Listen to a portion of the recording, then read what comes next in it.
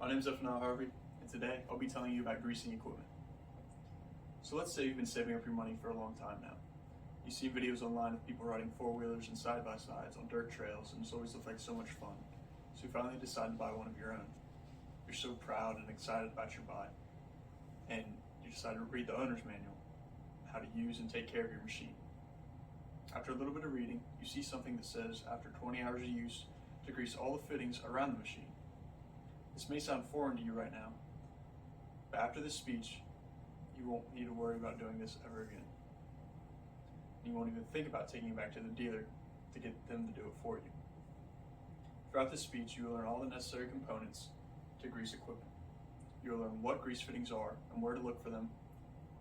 You will learn the components of a grease gun and how to use it. We will start with the grease fittings. So what are grease fittings and where are they located? Grease fittings are one-way valves that allow grease to go through them to lubricate a certain part on a piece of equipment without letting the grease come back out. They work by having a tiny ball in the center of the grease fitting with a spring underneath that keeps constant pressure against the housing of the fitting. This way, when they're not in use, they are sealed and don't let any foreign debris inside, and they don't let any grease out. When it's time to grease, the pressure from the grease gun pushes the ball and spring downward and creates a gap between the ball and the housing, allowing grease to go around into the fitting. Grease fittings also have threaded bases that allow them to be screwed in to wherever they need to be. And some grease fittings don't have threads at all and are smooth and meant to be pushed in. Grease fittings also have a top half sphere-like shape called the nipple that allows the grease gun to fit better on the fitting with a tighter seal.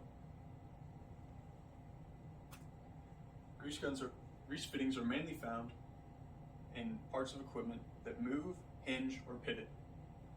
This would include drive shafts and suspension systems of vehicles. They can be hard to find sometimes, and you have to crawl and lay down to get to them. Luckily, most manufacturers that use grease fittings will include diagrams or maps of the vehicles that show where the grease fittings are and how often they need to be greased. Now, onto the grease gun themselves. Grease guns are made up of three main components: the hose and coupler, the pump, and the tube. We'll start with the hose and coupler first. The hose of the grease gun only purpose is to let grease flow through it so it can move to the coupler. Hoses can be long, short, hard, or flexible, with the most common being long and flexible, to reach around corners and get into hard to reach areas. At the end of the hose is the coupler. The coupler's only purpose is to attach to the nipple of the grease fitting and create a seal around it, not letting grease get out and only go into the grease fitting. With use and wear though, grease couplers can go bad and lose their seal around the nipple, letting grease go out around the sides. Luckily, grease couplers have a unique pattern around them that is made so a wrench can fit on them to be tightened, loosened, taken off, and replaced. The main operation of a grease gun is powered by the pump. The pump forces grease from the tube through the hose and coupler into the grease fitting to be greased. There are two types of grease guns: hand-operated and battery-electric powered. The older and most common form of grease gun is the hand-operated. The hand-powered grease gun has a long handle on top of it, right next to the tube, that when pumped up and down, forces grease from the tube through the hose.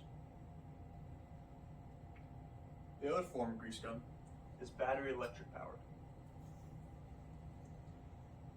Battery electric powered runs by when you pull the trigger, an electric motor turns on and forces grease through the tube, through the hose, the same way the hand powered does. The final part of the grease gun is the tube. The tube's purpose is to hold the grease as well as put pressure on the grease inside the tube to force it towards the pump. The grease tube is a hollow cylinder that is made to be screwed into the pump. To refill the cylinder or tube, you need to buy grease refills that are long cylinders made of cardboard filled with grease that just barely fit into the tube. When you're ready, you take both ends off the grease refill and place it into the tube. Grease tubes also have a handle on the end of them. Their purpose is to put pressure on the grease inside the tube, forcing it towards the pump. So when you're ready to replace a refill, you pull back on the handle until it locks in place. Once it's locked in place, you take out the used refill and put in the new one. That way, when you're ready to screw it back into the grease gun, you put the handle back and force it back in, making the pressure on the grease gun again. You now know all the necessary components of greasing equipment. You know what grease fittings are, where to look for them, and how they work. You know the components of a grease gun, and you know how to use it. Now, you can finally grease your quad and keep maintained. I hope this information comes in helpful sometime, and thank you for your time.